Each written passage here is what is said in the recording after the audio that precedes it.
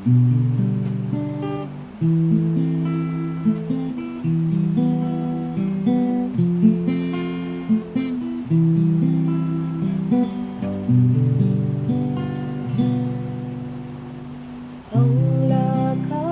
ka mo sa tibok kalibutan, ug isang iyang maayong balita. Panglakaw ka mo sa kalibutan,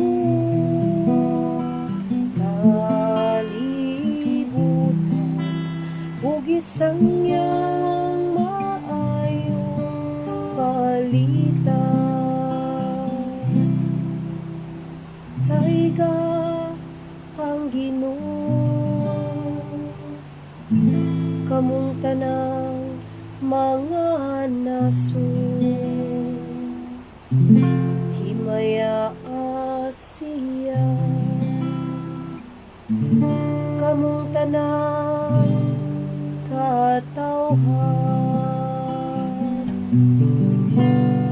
panglakaw ka mo sa tibok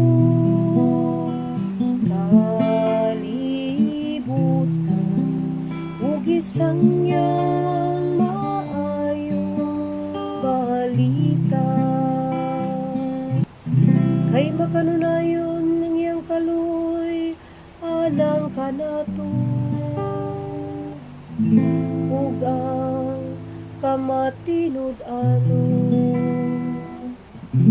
sa Ginoo